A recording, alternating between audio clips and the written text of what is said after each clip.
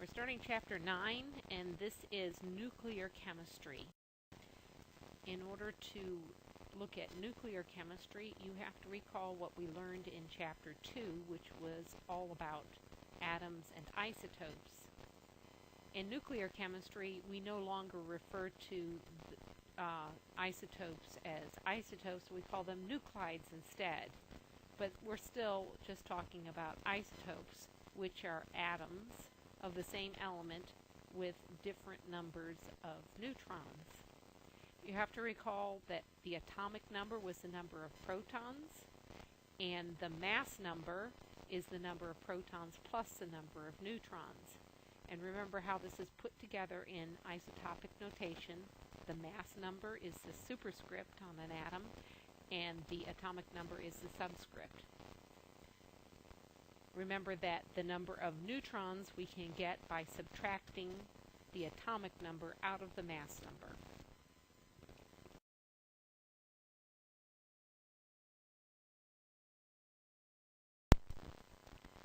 When talking about nuclides, instead of saying mass number and atomic number, we actually will say mass and charge, because the mass of the nucleus is the number of particles having mass, and so we'll just call, instead of saying mass number, we say mass. And the charge is carried by the protons, so instead of saying atomic number, we say charge. Now, isotopes are atoms of the same element having a different number of neutrons. We saw this in chapter 2. And so we can see these three atoms all have 6 protons, and so they're all carbon, but they have different numbers of neutrons. They're isotopes of each other. In nuclear reactions, we will have isotopes or nuclides that will be sometimes unstable. When they're unstable, they will change and undergo a nuclear reaction. In those nuclear reactions, they will spit out things from the nucleus like energy or particles. What it spits out of the nucleus we call radioactivity. Now, there's a lot of stable nuclei. In fact, the majority of atoms that we come in contact with day by day are stable. There are a number of unstable nuclei. Their concentration in our normal day-to-day living is relatively small. We also can produce some radioactive isotopes in the laboratory, and they help us understand what's going on by looking at reactions that they will undergo.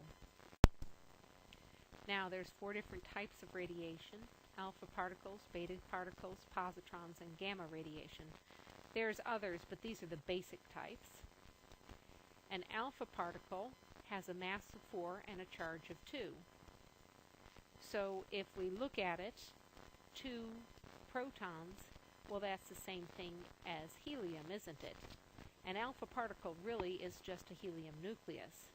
Of course, it has lots of energy to it when it comes out of a nuclear reaction, so they tend to be moving very fast. We'll write either a symbol alpha, or we also will write the helium symbol with a mass of 4 and a charge of 2.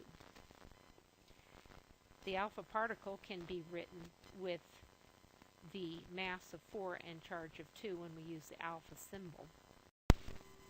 One form of radioactivity is a beta particle, and this is just a high energy electron.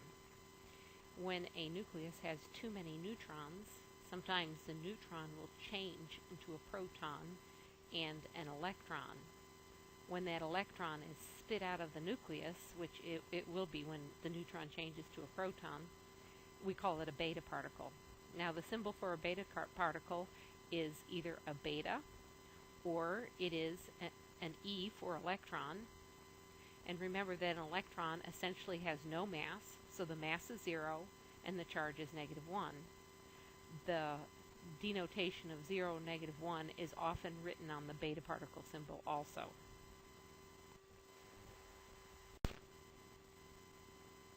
Another type of radioactivity is a positron.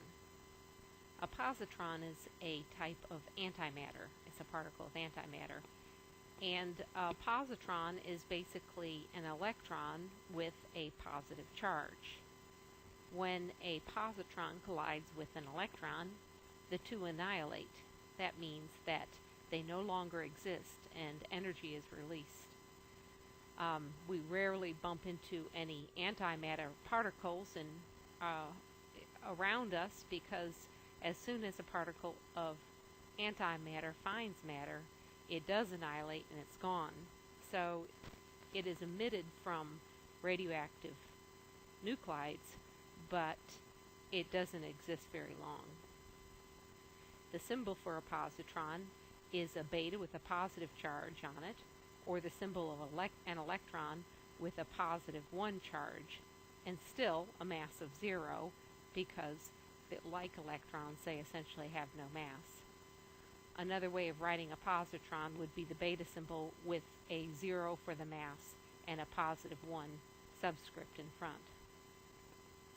A positron is emitted when a nucleus has too many protons, and what happens is the proton will split into a neutron and a positron, and then the positron is emitted from the nucleus with a great deal of energy. A gamma ray is just a particle of light. Gamma rays are how nuclei will just emit energy when they need to.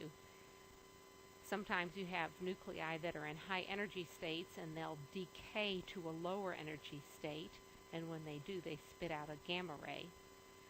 Sometimes in other nuclear reactions, when particles are emitted, a tremendous amount of energy is released from the nucleus at the same time the particle is, and a gamma ray will shoot out. They are just energy, and they have no mass and no charge. The symbol is the Greek letter gamma with a mass of 0 and a charge of 0, although the mass and charge is off. Radioactivity can be very damaging. Think of radioactivity as being high energy bullets being emitted out of the nucleus. They're very, very tiny, but what they hit are very tiny. And so it's the same effect as when you're hit with a bullet.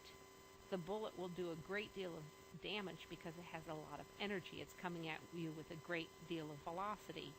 Well, when a cell has radioactivity hit it, because the radioactivity is coming with a great deal of energy, it can damage the cell. Now, we cannot detect radioactivity unless we use a machine like a Geiger counter or something like that. But nuclear radiation is very damaging, especially to cells that are dividing rapidly. It can damage DNA, it can damage cell parts, but the part that we have to be very concerned about is the DNA that it can damage. We have cancer cells that divide very rapidly in our bodies when we have cancer, and nuclear radiation is effective at killing cancer cells because they do divide rapidly.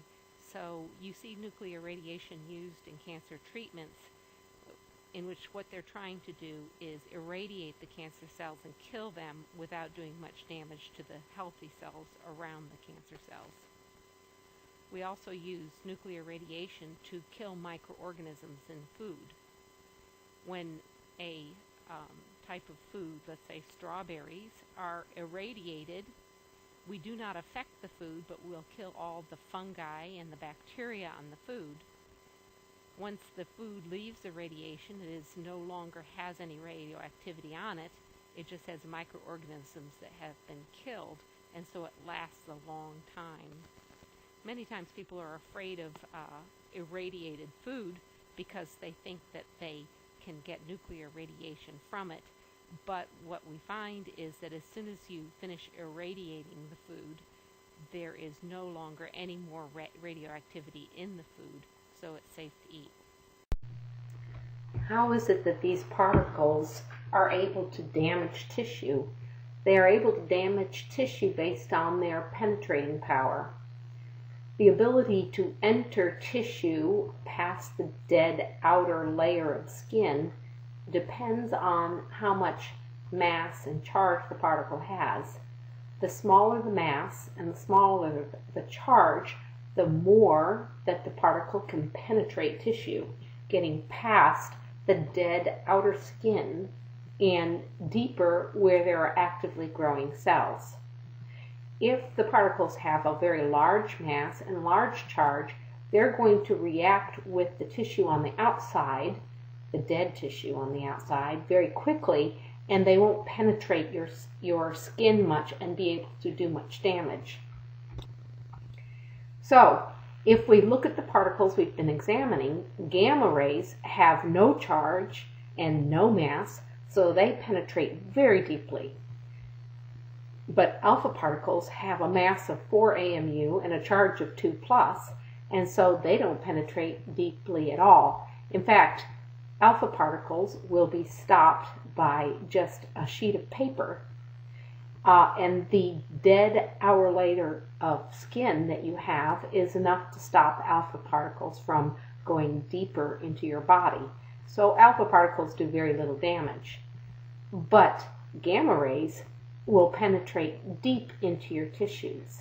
When they penetrate, what they do, they are called ionizing radiation, because when they penetrate tissue, they bump into molecules and then react with them and form free radicals. Free radicals are highly damaging, and they can cause cell death. If they do not cause cell death, they will cause change in DNA, proteins, and other molecules in your cells. If your DNA, or sometimes even just the proteins that control cell replication, are damaged, you can begin to have uncontrolled replication, which is what causes cancer. A cancer tumor is basically cells that are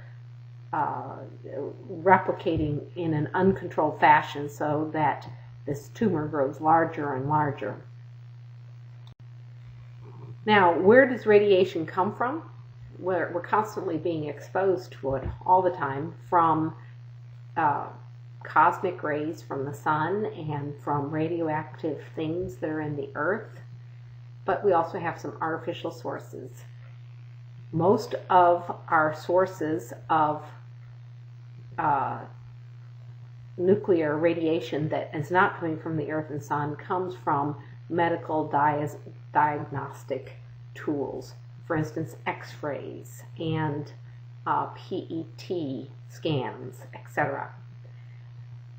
So there is a little bit of exposure to nuclear radiation from radiation treatments, but that's usually just to the person that is obtaining it. And likewise with the medical diagnostic tools.